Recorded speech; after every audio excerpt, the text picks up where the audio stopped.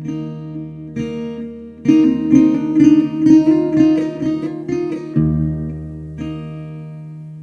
right, here we are. This is Jay Brown Yoga Talks podcast. My name is Jay Brown. If you are new here today, let me welcome you.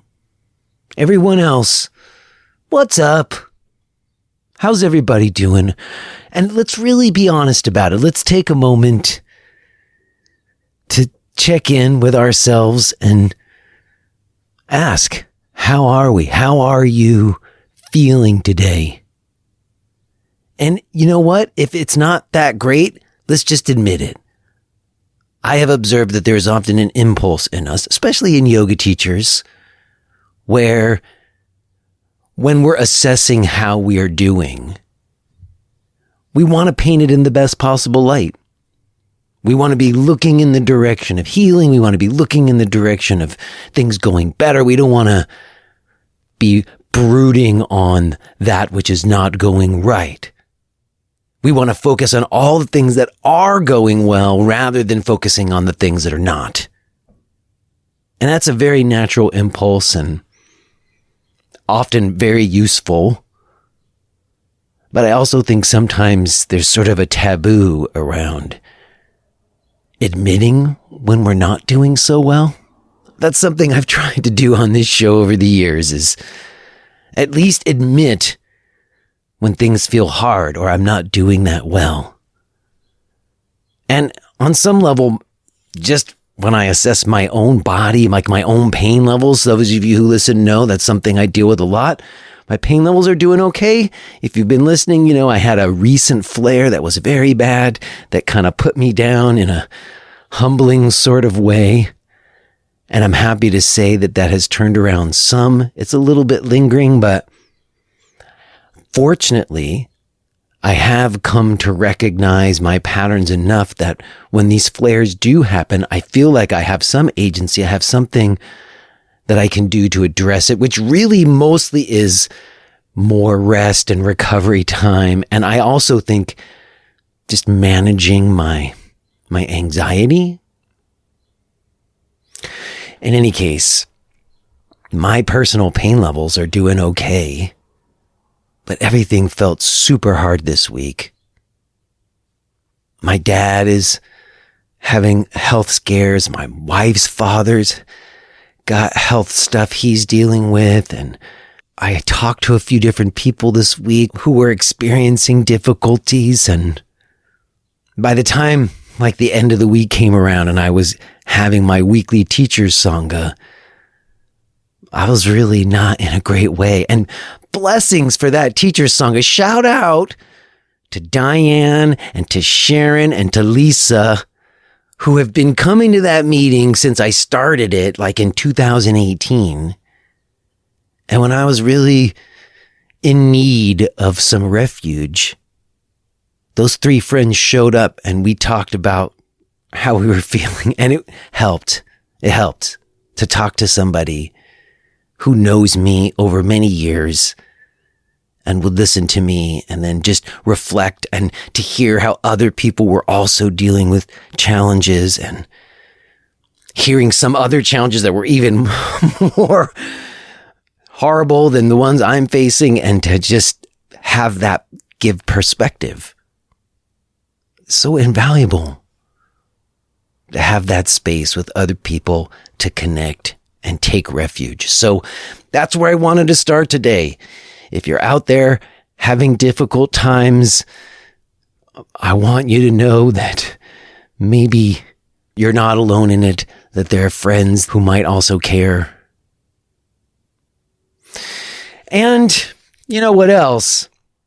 I've been reflecting a lot on this whole conversation I've been having around like business models in yoga, and whether or not yoga is going to be in the boutique fitness, or whether or not you can still have yoga specific centers, and if that'll work. And I guess I have like a few things I could say about that, but I feel like I want to wait to the other side of today's conversations to reflect more on that stuff.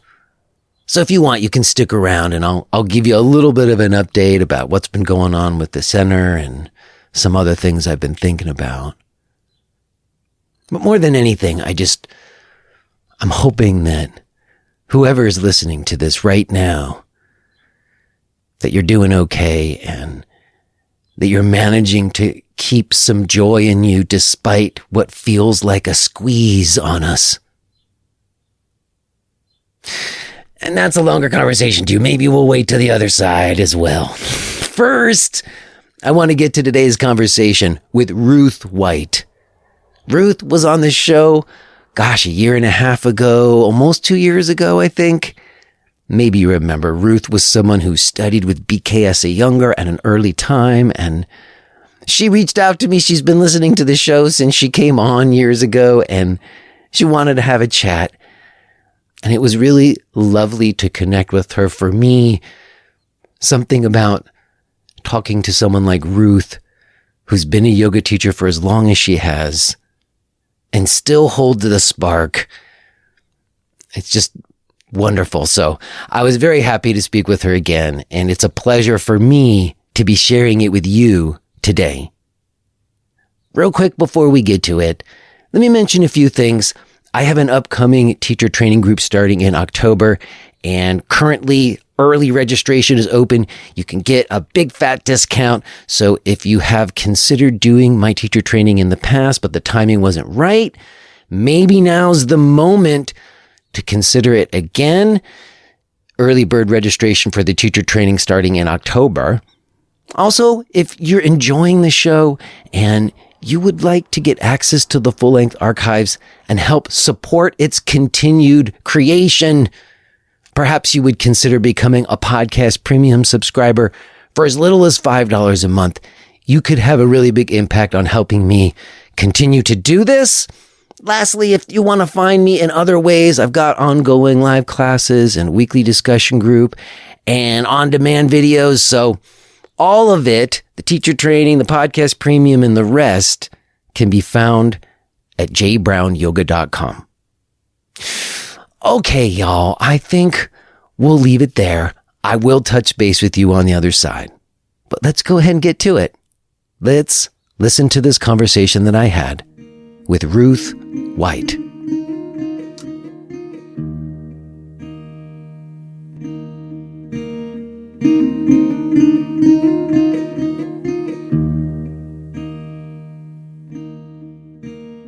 Can you hear me?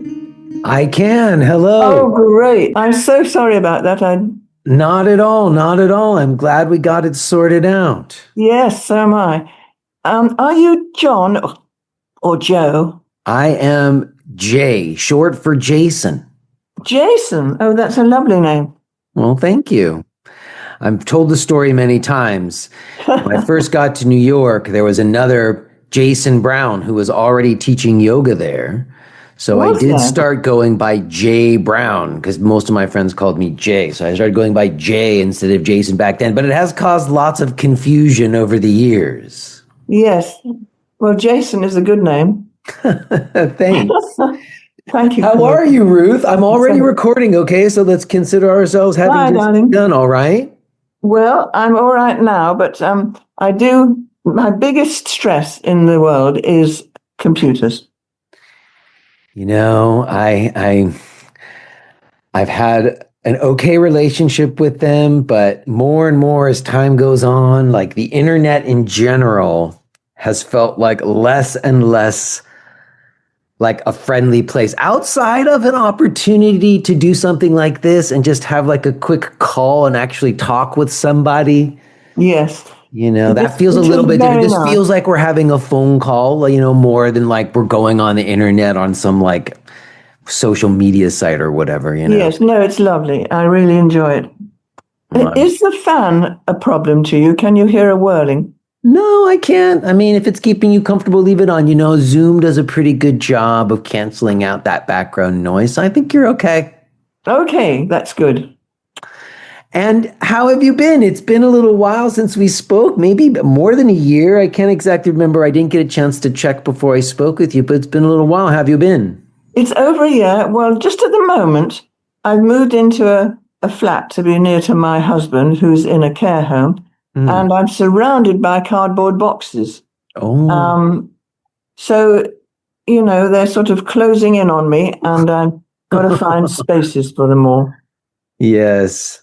I moved Slowly from, but surely. Yes, slowly but well, surely. yes, slowly is the word. I'm not a slow person. Hmm. I Yeah. see. Well, it's lovely to speak with you again. I know we've had a few exchanges and it's taken a little bit to make us find a time to get together, but I'm glad we have. I know you've listened to this show some and I appreciate that.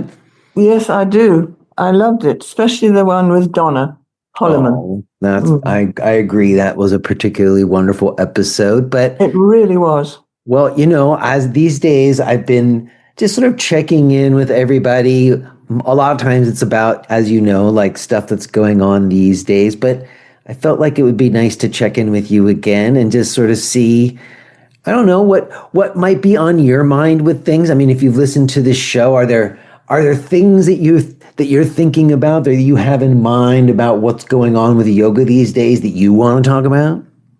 Well, I'm delighted to say that it's now including the 8 limbs of yoga. People are more into well, I won't say higher, but the realms of meditation and one-pointed attention. And you can talk about consciousness, being aware, whereas I've been teaching for 55 years, and at the beginning, you couldn't talk about consciousness at all. But you can now, and most people are meditating when they come. Hmm. So you find that you're actually finding people are coming for a more in-depth study than they have at other times in the past. Definitely, I do. But especially the needy ones, the London people, Huh.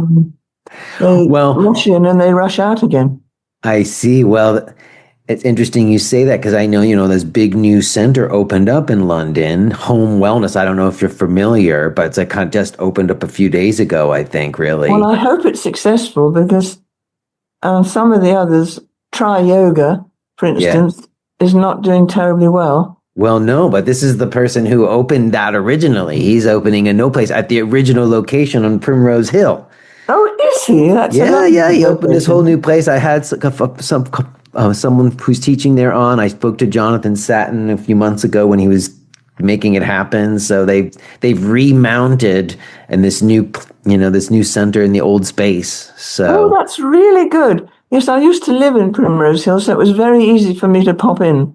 I see exactly. Well, have you been teaching any these days, or you just said you moved, so maybe you're a little bit uprooted and you're not teaching so No, I, much? I keep the yoga classes going. They're a great help. Hmm. I feel anchored down when I'm teaching. I feel in place. I see. And that's As, you're doing your online classes? yes, I'm not so keen on those at all because Iyengar's forte really is teaching hands-on corrections. So you mean the classes that you're teaching regularly are in person, they're not online? Well, some of them are one-to-one, but I'd much prefer to teach, yes, in-person I classes. see. I see. And are you getting to do that these days, I guess is my question. Oh, yes, I've got 2 classes going. One is teacher's training, and Hmm. the other is easy yoga for introduction to people. You call it easy yoga. I like that. Easy yoga. Sometimes I say slow or gentle, but you say easy. I like easy. No, your slow and gentle is very nice. It's just that people get a bit frightened when they hear the name Iyengar, which is Hmm. not just because underneath his strict appearance and behavior, he's as soft as a feather. Mm. Okay, well, wait a second. That's interesting that you say that. Why do you think it is that people have this feeling of fear when they hear that it's in a younger class? Because he has a voice like Hitler and he's forever waking you up. And sometimes people don't like the ego being, um, well, he called it ego bashing, really. I see. I Mm. mean, it's interesting because I saw just recently, there was like a big thing on this like one Facebook group. Mike Massey, if he's listening, Mike Massey, he listens to the show a lot. He posted, it was like a video of Mr. Iyengar doing kind of like a public demonstration. He was having someone do kind of like a vinyasa, like jumping through, and he was kind of bad mouthing like other styles of yoga, you know? Yes, he does do that. And it led to a huge, crazy comment thread on Facebook about people kind of arguing, and there was like the Iyengar diehards coming on, and I guess, some people might say you just said that Iyengar was that way so that he could take down people's egos, but he certainly had an ego of his own, didn't he? Oh, he does, yes. But his play acting, for instance, he might be railing at somebody for not correcting one of the teachers, he might be, for not correcting somebody correctly. And then he would wink at the audience and then go back to being angry again. So it is an act. I see. So you think it was like almost like a teaching methodology of his to get people to certain places or whatnot? I think it was all to wake you up. Yes, I do.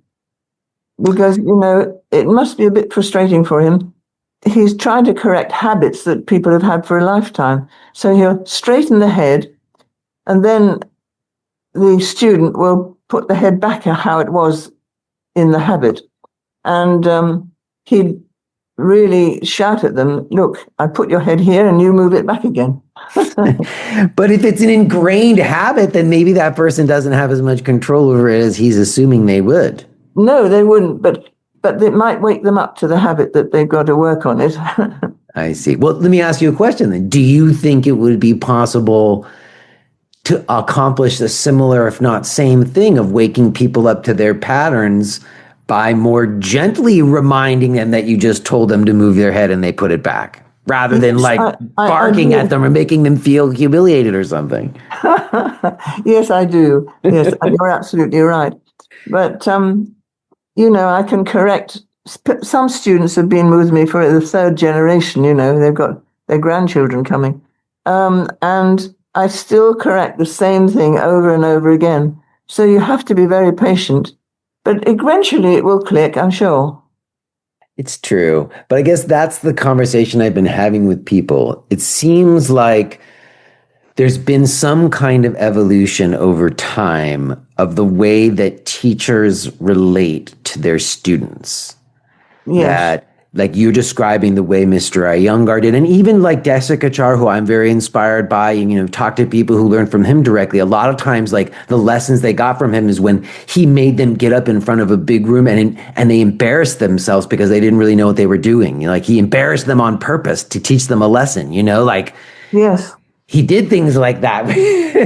Oh, yes, which, he did. Was a way of revealing someone's own, getting ahead of their skis or whatever about what they knew or who they were, and I could kind of get that lesson. But I think over time, there was some people who took some of those behaviors as abusive. I know we talked about that last time you came on the show. Yes. And I think as time has gone on, generations of teachers that have followed, I was just having a conversation last night with a group of teachers, and we were talking about how like people who've come to our class over many years, you actually come to get to know them and be genuine friends with them. Would you say that that's true for you? Like these people who've been coming to your class and bringing their grandchildren, do you consider them friends? Oh, yes, I absolutely agree. They're such good friends.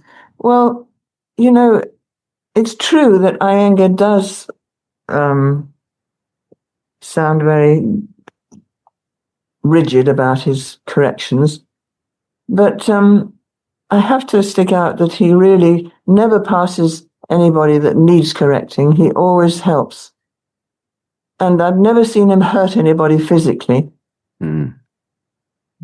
But the embarrassing is, you see, when Desikachar was teaching these three men, Patabi Joyce, Desikachar, and Iyengar, he refused to teach Iyengar at first, and Iyengar just sat on the steps outside and waited. And so he had rough treatment, and I think he's trying to act in that way somehow. Mm. I see Yeah, what you mean. I know what you're saying. I do think that even, Krishnamacharya treated him terribly as the he accounts did. when he was a young boy. He was not really treated well, and he did kind of go off on his own. So in some Yes, regards, you could sort of see why he might have harbored resentment when he was making those yes, public displays and, absolutely. criticizing those other teachers or whatnot. Although years later, didn't they kind of come together in summits and whatnot? Like I kind of remember them Yes, yes, being together at some event and kind of like making peace later on, if I recall. yes. They're all terribly keen to be famous and make money. Yes, especially Iyengar. But then he was famous in the end in so many countries. True, true. Yes, I guess the thing that I was finding interesting is it seemed like teachers these days, and maybe even you, because you've evolved with the times teaching all these years and you've seen it through many of its different stages of yoga coming into more popularity. yes. Do you would you say that students who've been coming to your class as friends in ways that we didn't know our teachers, like in ways that people didn't know Mr. Iyengar, like that there's a No, certain kind of mutuality and a certain kind of sharing and transparency even that no, no, teachers seem to yeah, exercise today that didn't happen in the past. Would you say that's true? yes. He did have one good friend, and awakening this man, Vanda Sacaraveli, Mm-hmm. and he taught her, and then she's an incredibly supple woman, and she had the same sort of attitude as he did. You know, she was quite a show off, but she was wonderful at the philosophical side of yoga. Mm-hmm. And then I don't know what happened between them, but he went off, and he never, to my knowledge, had a friend again. So Hmm. I think he was a bit hurt by that. So do you think that they had a falling out? I think they did. She Oh. definitely went her way. Mm. And do you have, I mean, I don't know if you would know this, but I hadn't heard that before. I mean, I know she, whatever, parted ways and kind of went off and did her own thing, but I didn't know that it was sort of on bad terms. I don't think it was bad terms, but she went her way, just Yeah, as Dona Holloman did. exactly. Yeah, yeah, You yeah. know, Donna wrote this book, Centering Down, which I agree with. You know, you do lift the energies up first, Kundalini sort of energy, and Yeah, then you actually strengthen up, and some energy goes down again, and you earth yourself. yeah. The But grounding was a huge thing. I do it too. Yes. yes, I do it, but I Yeah. find it very helpful indeed. Yes. And he was always talking about turning the skin, the inner thighs up and the outer thighs down if you're lying down. Same Yeah. with the arms. He was always talking about that. And Donna said it in a different way, but she was saying the same thing: widen the trunk, turn the arms, palms up, turn the whole arm. And so they parted, and she went on with her beliefs. I went along with her Mm. because she was a tremendous company, and she could also see what you needed to do to correct. Mm. Iyengar is like he had X-ray eyes. He could predict problems are coming and got you to work in a way that delayed that or turned it off. Hmm. I'll just give you an example of that. A lot of people got the sickness bug. We called it the tummy bug. And You mean like when you're in India? yes, that's right. Yeah. Yes. Oh, yeah. I got it. Oh, yes. It makes you feel so weak, doesn't it? Anyway, we had to line up in the class. The class is about 40 strong at this particular stage. Line up all the people that feel ill, sick, and you were stretching your tummy. So you went over back arches and chairs. It was very uncomfortable going backwards over a chair. Mm. And then you sat in cobbler's posture, opening the area still, the stomach area.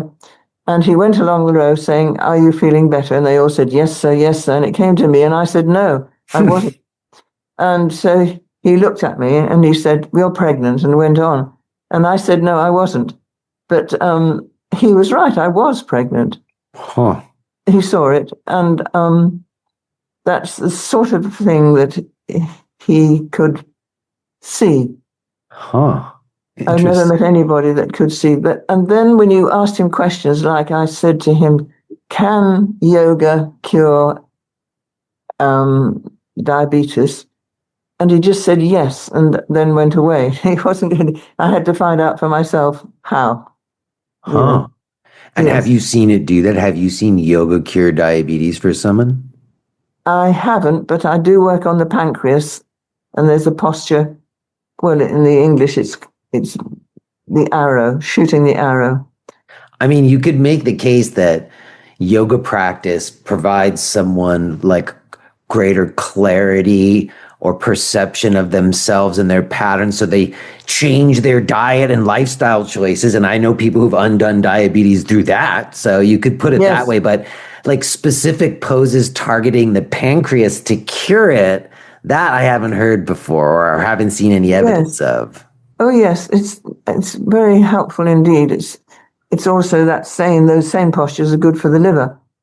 But the diet, I do feel, comes into it. Absolutely, you're right. Mm-hmm. And people's tastes change after the first term or two. Mm-hmm. You know, they prefer drinking water and prefer fresh air, and they look after their bodies better. I have found that. Yeah, I think in general, people tend to have more awareness about yes, they do. That's themselves. Exactly right. Yes, and then sometimes that can lead to making better choices because you like want to feel better, so you want to like eat things that help you feel better rather than just satisfy immediate gratification desires or whatever. Yes, I'm sure you're right, and that is true. Yes. Well, I'm curious, going back to something you just said about like what in your mind are the differences between Vanda and Iyengar? Like you said, I went with Vanda. What were the differences? Why do you think Vanda had to leave? Like, what was she doing that was different or that didn't fit with what Mr. Iyengar was saying? Well, Iyengar would never teach meditation. The senior teachers had to go to somebody else for that. And why do you think that is? Did he not consider it part of the yoga? Well, he was a fireman. He was really almost burnt you sometimes with his presence. And his eyes were never still. I don't think meditation was available to him. Yes. I can't see him sitting still and meditating. But it is one of the 8 limbs. It's the 7th limb of yoga, Patanjali's 8 limbs. And I definitely teach my students that. That's an interesting question, like whether or not Mr. Iyengar had a meditation practice. You're saying he didn't, which is a little bit incredible because he was considered a yoga master, and you would think that if you're a yoga master, you would. Yes, you would. Have a practice that involves meditation, seated meditation, right?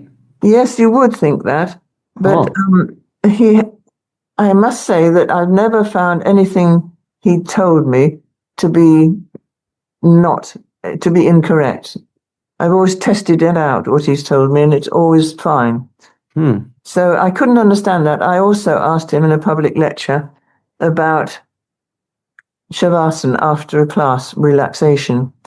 And what was the question? What did you ask him? I said something like, "Can you tell me the merits of Savasana?" Because I didn't want to ask outright, "Why don't you teach Savasana?" And he said, "It's in the posture. It's all in the posture, the relaxation," which is true in a way, but I think the students need to relax, especially after his class. Yeah, that's so interesting. I never thought of that either. He doesn't teach Savasana. No, he didn't. Oh my, that seems kind of, to me, like that's almost the whole reason to do all of the poses and breathing exercises is for the Shavasana. Oh yes, I mean, that's the most important posture of all, I think. Yeah. Because your mind goes, when your body's really still and your eyes are still, then your mind does go quiet. Isn't that interesting though? Yes, I See, took he 5. wasn't placing any value on that. I don't know. He didn't. He just sounded a bit cross and didn't answer the question. But I took 5 students along to one of his classes. They all had problems. And on the way home, we were all in a taxi and they all had reactions like one felt sick, one couldn't stop laughing, one was crying. And it's all because they didn't calm down after being fired at for 2 or 3 hours. He used to teach way beyond an hour and a half or 2 hours it was then. And people just carried on, but they weren't used to it. See, but do you think that that's reckless? Like, he can see all these things that you're pregnant, but he can't see that maybe he's overdoing it for some of these people and that maybe they need to rest a little bit or their nervous systems are going to be fried. Yes, well, you're absolutely right. But yeah. I don't know. I guess that's the contradictions because there's like experiences you have. Like he comes over and he clearly intuits something about you that, seems pretty incredible. And like you said, he's giving you instructions and you've tested them for yourself and they've proven to be helpful and true. Yes. Well, especially the hands-on corrections. They're so direct and so personal and they save a lot of words because the one thing he doesn't do is appeal to the head. And you really, for Westerners particularly, want to quieten down in the head. So he's always addressing the body, folding the body into different positions with his feet and his hands. And that works for me because we Westerners get so busy in the head, you need to take the energy down to the lower chakras. And that's definitely what he does. Well, I hear what you're saying. I think there's lots of ways that at least myself and I know other teachers look to try to do what you're saying, to get people to kind of access different places in their experience, whether that's doing mantra or breathing and moving as a way to kind of give yourself something to put your mind to be in it in a way, So Yes. I know what you mean by I think that's the idea in terms of use of like alignment cues or even hands-on adjustments is to try to like bring someone to the present experience of their body and the shape that they're in. Yes. I guess in terms of hands-on adjustments, that's another interesting area because for a while, a lot of people did sort of step away from doing a lot of hands-on adjustments. I certainly Americans did. Yes. I would say more recently, I opened this center and I have these small classes and I do put my hands on people more than I used to, but I would never use the word correct. Like for me, adjust. I would always use the word assist because I don't know, like when you say correct, it sounds like it means there's one right way to do it. Yes. And I guess that's the question I have about Iyengar method in general. Right. Is it like you're trying to make everybody be able to do the exact same shape that is in light on yoga?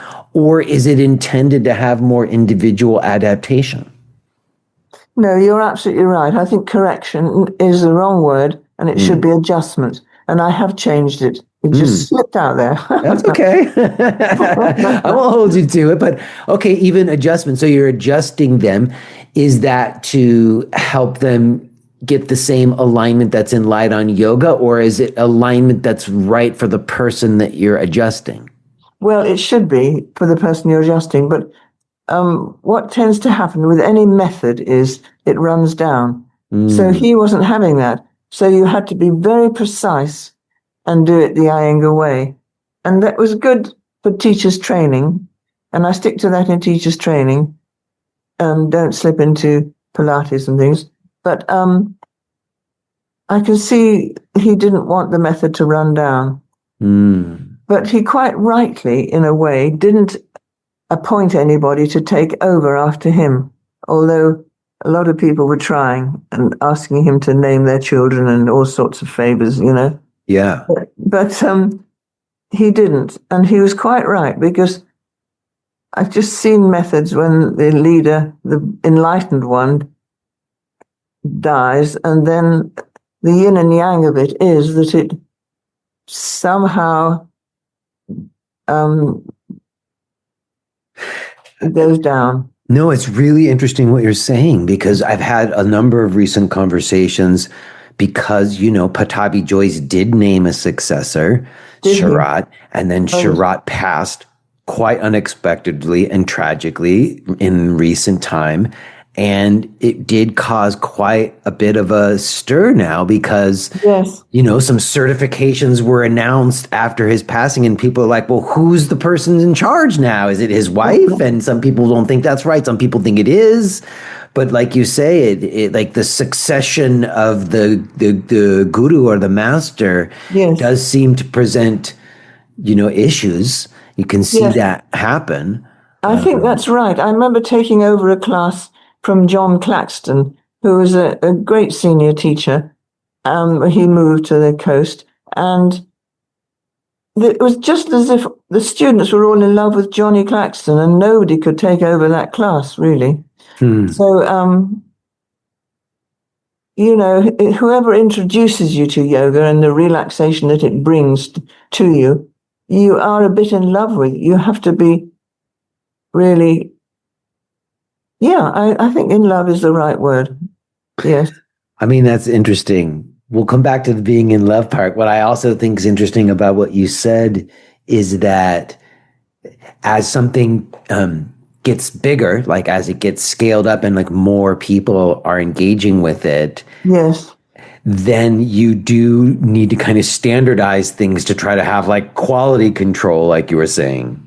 Yes, you do. So that seemed to have happened in a lot of the sort of traditions as well, as they became more popular. And it went from like when you were in a living room with him with like whatever, 6, 7 people or something, to like a room full of 600 people. Yes. And then in a way, if you have a standardized method, the idea is that your teachings live on as a standardized method rather than like as a parampara succession of like guru to next guru to next guru or whatever. Yes. And it's true, the Iyengar method does live on without there. Although doesn't his son still teach and stuff like that? Isn't there still some kind of family around the Iyengar school? His son does teach the philosophical side. He had this big accident when he stuck his elbow out of the rickshaw and it was hit by another vehicle. And Iyengar sent the X-ray to London hospitals to see if they could do anything. And they couldn't even recognize which joint it was. It was so smashed. And so he did teach philosophy then. And he was a bit disobedient to Iyengar. He used to walk through his classes, breaking that rigid feeling, playing his cassette player. Yes. Yes, I had a friend years ago. I've told this story before, but I knew him in college, and his father is a very famous scholar of Buddhism. And he would sometimes have monks stay at his home, and they would do some of their pujas, which can go on for a very long time, like week-long pujas, Yes. And they would be these like very intense, chanting, and like gongs and like, you know what I mean? Like really intense. If you've ever heard these kind of Tibetan I really have, yes. I love it. And so him and his brothers, they were like these like young punk kids playing practical jokes.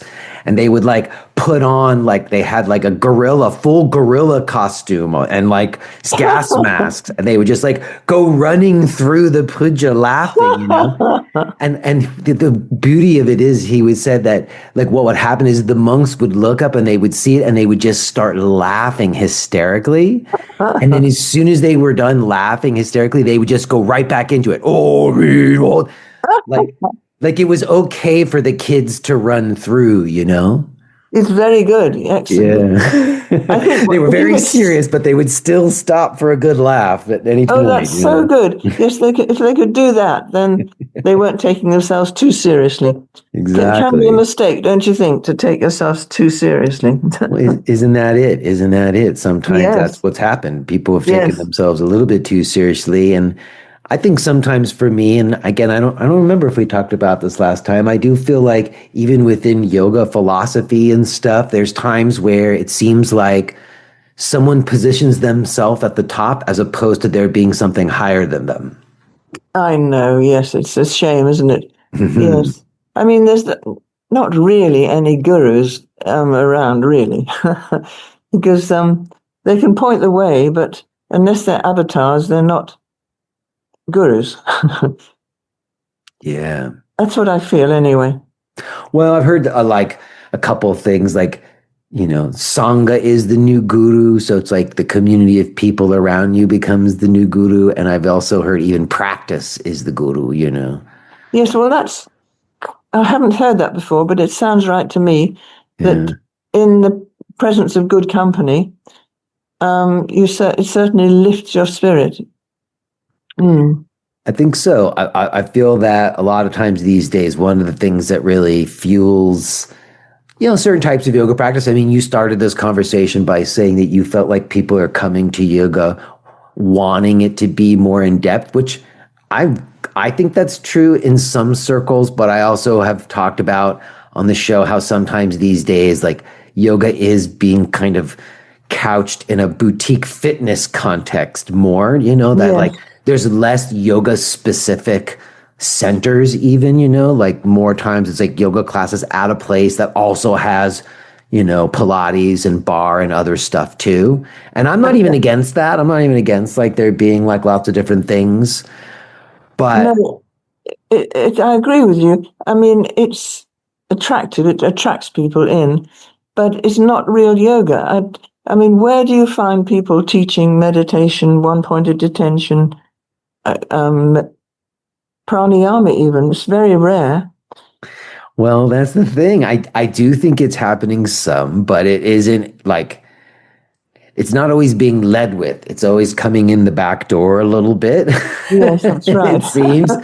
But what I would say also is the people who are focused on that. And, way I would say it is you're talking about single pointed attention. Me too. I'm always like, I'm teaching principles, breath, bandha, stira, sukha, like just Yes, primary principles of practice so that people understand what that is. yes, And I think people absolutely. who are interested in doing that realize that in order for that to occur, it does require like somebody to be inquiring and interested to learn. Yes, It it can't does. happen like a fitness class where someone just shows up and is in the back row, you know what I mean, and never engages Yes, with you. yes. Well, there's too much attention on painting your nails and having the best suit to Yeah. practicing. Too much and not enough practice. Very rarely do people really practice. Mm. It's incredible.